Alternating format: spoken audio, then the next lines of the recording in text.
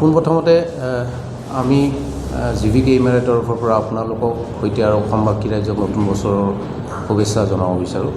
আজি আমি মৃত্যু কৰিব ওলাইছিলোঁ এইকাৰণে যে কিছুমান আমাৰ ভুৱা এই জিভিকে ইমেৰাৰ এগেইনষ্টত কিছুমান ভুল তথ্য হিচাপে আমাৰ উত্থাপন কৰিছে এজাক আমাৰ এক কৰ্মী য'ত EMT পাইলটছ আৰু EROs কিছুমান আছে।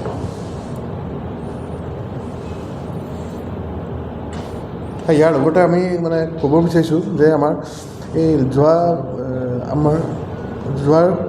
ষ্টাৰ্ট কৰোঁনে? ইয়াৰ লগতে আমি ক'ব বিচাৰিছোঁ যে আমাৰ লাষ্ট 2 days যেনে 31 ডিচেম্বৰ আৰু 1 জানুৱাৰী এই দুদিন আমাৰ কাৰণে বৰ গুৰুত্বপূৰ্ণ দিন, যিহেতু এই দুদিনত এক্সিডেণ্টৰ সংখ্যা বেলেগ বছৰত বেলেগ দিনতকৈ বাঢ়ে। চ' আমি এই লাষ্ট 2 daysত আমি আপোনাৰ 147টা আমি ৰোড ট্ৰেফিক এক্সিডেণ্ট হেণ্ডেল কৰিছোঁ। তাৰপিছত আপোনাৰ যেনেকৈ ধৰি লওক আপুনি ডিষ্ট্ৰিক্ট ৱাইজ যদি ক'ব যাওঁ, নগাঁৱত আমি 25টা কেছ কৰিছোঁ, হোজাইত 26টা কেছ, কামৰূপ ৰুৰেলত 20টা কেছ, ইষ্ট কাৰ্বি আংলঙত 17টা, গোৱালপাৰ 17টা, ডিব্ৰুগড়ত 14টা, সেই 31 ডিচেম্বৰ দিনাখন। তাৰ লগতে আমি 336টা আমি কেছ কৰিছোঁ total road traffic accident case যোনটো কোৱা হয়। এইটো 31 ডিচেম্বৰ আৰু 1 জানুৱাৰীৰ ভিতৰত দুদিনৰ ভিতৰত আৰু ছিংগল ডে হায়েষ্ট আমি লাষ্ট 5 বছৰৰ ভিতৰত আমি 1400 কেছ 30 ডিচেম্বৰত আমি হেণ্ডেল কৰিছোঁ।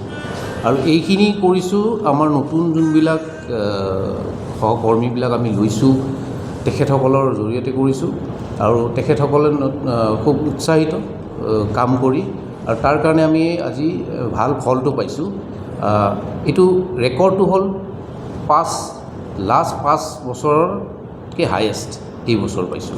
আৰু গোটেই ডিচেম্বৰ মাহটো যদি চাব যায় আমি টোটেল কেছ কৰিছোঁ 23,631টা। আৰু আমাৰ যোনবিলাক টেকনিকেল কিছুমান ইছ্যুজ আছে সেইবিলাকো আমাৰ ডেভেলপ হৈছে, যেনেকৈ আপোনাৰ এম্বুলেঞ্চখনত এটা ৰেছপন্স টাইম বুলি কয়।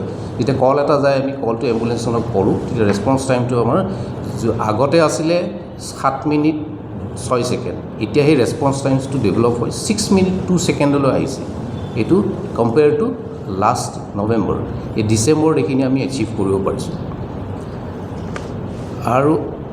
আৰু ধৰি লওক এইখিনি নতুন যোনখিনি আমি মানুহ লৈছোঁ, এই মানুহখিনি ল'ব লগা এইকাৰণে হ'ল যে এছাম আমাৰ কৰ্মীয়ে আমাৰ এজিটেশ্যনত গৈছে আৰু যোৱাৰ কাৰণে আমি চৰকাৰৰ নিৰ্দেশমতে আমি এম্বুলেঞ্চবিলাক চলাব লাগিব, কাৰণ কি এইটো এটা জৰুৰীকালীন সেৱা। তো এই জৰুৰীকালীন সেৱাটোৰ কাৰণে আমি মানুহ নহ'লে আমি চলাব নোৱাৰোঁ। সেইকাৰণে 1100 মানুহক আমি ডিচিপ্লিনাৰী একশ্যন লৈছোঁ। বহুত ধৰণৰ কথাৰ কাৰণে ধৰি লওক ৰেছপন্স টাইমটো ডিলে কৰে, কেছ ডিনাইল কৰে, এবস্কণ্ডিং হৈ যায়, যোনবিলাক বিনা কাৰণত নাহে, ডিউটিত নাহে, ফুৱেল এপ মিছইউজ কৰে, বহুত ধৰণৰ কথাৰ কাৰণে ল'ব লগা হৈছে। আৰু যাৰ কাৰণে এইখিনি মানুহক আমি ফিল আপ কৰিবলৈ নতুন মানুহ আমি লৈছোঁ। আৰু এই নতুন মানুহখিনি নতুন যুৱক যুৱতী আমি বৰ উৎসাহিত কাম কৰি, আৰু অসমৰ ৰাইজক তেওঁলোকে নিজৰ কামৰ প্ৰতি উৎসাহ দেখাই তেওঁলোকে অসমৰ ৰাইজক বহুত সহায় কৰি আছে, জৰুৰীকালীন সেৱাটো চলাই আছে, আৰু এইটো ভালো খবৰ। লগতে যোনবিলাক ধৰি লওক আমাৰ এটা ফল্ছ এলিগেশ্যনছ কিছুমান আহিছে আমাৰ লগত, কিন্তু আমি সেইটো তথ্য আকাৰে গভৰ্ণমেণ্টক দিব লগা হয়।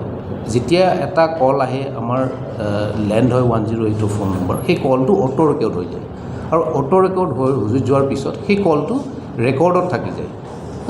যেনেকৈ আমাৰ GPS এম্বুলেঞ্চ এখন যেতিয়া মুভ কৰে এটা পজিশ্যনৰ পৰা আনটো পজিশ্যনলৈ, তেতিয়া আমাৰ GPS ট্ৰেকাৰ আছে, এই এম্বুলেঞ্চখনৰ মুভমেণ্টটো আমাৰ এটা ট্ৰেক হৈ যায়। তো এইবিলাক বস্তু আমাৰ তথ্য আকাৰে আছে, আৰু এই তথ্যবিলাক আমি সময়ে সময়ে চৰকাৰৰ আৰু বিভিন্ন ধৰণৰ আমাৰ চৰকাৰৰ যোনবিলাক কাৰ্যালয় আছে, আমাৰ লগত যোনবিলাক ৰিলেটেড আছে, NHM হওক, লেবাৰ অফিচ হওক, তেখেতসকলক আমি তথ্যবিলাক দি থকা হৈছে। সময়ৰ ভিতৰত আমাৰ যোনবিলাক কৰ্মী আছে অফিচৰ, তেখেতসকলে বহুত হেল্পো কৰিছে আৰু সহায় সহযোগিতা কৰিছে। আমি 3-4 দিনৰ ভিতৰতে এম্বুলেঞ্চবিলাক আপ কৰিছোঁ। আমি ট্ৰেইন আপ কৰিছোঁ, আমি 6টা ক্লাষ্টাৰ বহাইছোঁ, বা আমাৰ বাহিৰৰ পৰাও মানুহ আনিছোঁ, আমাৰ ইয়াৰো ট্ৰেইনাৰো আনিছোঁ। 6টা ক্লাষ্টাৰ বহাই আমি EMT ৰিক্ৰুইট কৰিছোঁ, আমি পাইলট ৰিক্ৰুইট কৰিছোঁ, অফিচত ইয়াৰো ৰিক্ৰুইট কৰিছোঁ। এনেকৈ ৰিক্ৰুইট কৰি উইদিন 1 উইক আমি এম্বুলেঞ্চবিলাক আপ কৰিছোঁ। আৰু তাৰ কাৰণে ধৰি লওক আমাক তথ্য হিচাপে আমি ক'ব খোজোঁ যে 25 ডিচেম্বৰত সেইখিনি আমাৰ কষ্টৰ ফলটো 23,631টা আমি হায়েষ্ট এদিনত আমি কল বেনিফিচিয়াৰী ছাৰ্ভ কৰিছোঁ। চাৰ্ভ কৰিব পাৰিছোঁ। দেখিবলৈ পাইছোঁ হাতলৈ আমাৰ কোনো তথ্য নাই অহা বা কোনো ৰিকুৱেষ্টো আহি পৰা নাই এতিয়ালৈ বৰ্তমান। যদি ভৱিষ্যতে আহে তেতিয়া আমি এবাৰ চিন্তা কৰিছোঁ। তেওঁলোকে কিছুদিন কৈছোঁ আপোনালোকক কোৱাটো বহুত কৈছে, কিন্তু কথা হ'ল কি তথ্য আকাৰে যদি দিলে হয় তেখেতসকলে আমি অলপ ভাল পালোঁ হয়। দ্বিতীয় কথা আপোনাৰ কোৱা মতে আমাৰ তাত প্ৰতিটো 100% কল ৰেকৰ্ডিং আছে আৰু 100% আমাৰ এম্বুলেঞ্চ GPS ট্ৰেকিং আছে, ক'ত গৈছে, কেইটা কেছ কৰিছে, সেইবিলাক তথ্য আমি টাইম টু টাইম চৰকাৰক দি আছোঁ। তো আৰু এম্বুলেঞ্চ ক'ব গ'লে আমাৰ 800 এম্বুলেঞ্চ আছে, তাৰে 7খন আমাৰ নৌকা এম্বুলেঞ্চ আছে। তো সেই নৌকা এম্বুলেঞ্চত আমি অলৰেডি মাজুলীত আমি 3খন ছাৰ্ভ কৰি আছোঁ বৰ্তমান চলিত অৱস্থাত। বাকীকেইখন অলপ যান্ত্ৰিক বিজুতিৰ কাৰণে অলপ ৰখা হৈছে কেইখন, যোনটো চৰকাৰক অলৰেডি আমি ইণ্টিমেট কৰা হৈছে। তো এইখিনি তেখেতসকলে যোনটো কোৱা মতে যোনবিলাক আমি ভুৱা বিল দেখাইছোঁ সেইবিলাক যদি তথ্য আছে, আমি তাত কোনো সেনেকুৱা GVKMৰে কোনো সেনেকুৱা কাম কৰাও নাই আৰু নকৰেও। আৰু যদি তেখেতসকলৰ তথ্য আছে আমাক দেখালে আমি ভাল পালোঁ হয়। ক'ব খোজোঁ তেখেতসকলক যোনসকলে আমাৰ কিছুমান এটা সংখ্যাৰ মানুহে আমাৰ এজিটেশ্যন কৰি আছে, তেখেতসকলক আমি 2বাৰ নহয় 3বাৰলৈ আমি আহ্বান জনাইছিলোঁ যে তেখেতসকলে আহি পেলাই আলোচনাৰ মাধ্যমেৰে সমস্যাটো সমাধান কৰিব লাগে। আৰু 30 ডিচেম্বৰত আমি লাষ্ট দিন দিছিলোঁ, যোনটো আমাৰ 3য় নম্বৰ যোনটো আমাৰ তেখেতসকলক আহ্বান জনাইছোঁ আল্টিমেটাম। তো বহুত আহিছে, এইটো নকওঁ নাই অহা বুলি, আহিছে, আহি পেলাই জইনো কৰিছে। আমাৰ তেওঁলোকক জইনো কৰিব দিছোঁ আৰু ডিউটিও কৰি আছে। সেই হিচাপে আমি আমাৰ যোনটো জৰুৰীকালীন সেৱাটো সেইটো আমি চলাই গৈ আছোঁ। আমাৰ 31 ডিচেম্বৰ আৰু 1 জানুৱাৰীত অনলি ৰোড ট্ৰেফিক এক্সিডেণ্ট আমি হেণ্ডেল কৰিছোঁ 2 দিনৰ ভিতৰত 336টা। আৰু 30 ডিচেম্বৰত আমাৰ হায়েষ্ট বেনিফিচিয়াৰী আমি ছিংগল ডে আমি 1399টা কেছ হেণ্ডেল কৰিছোঁ, যোনটো হৈছে আমাৰ 5 বছৰৰ হায়েষ্ট। আৰু গোটেই ডিচেম্বৰ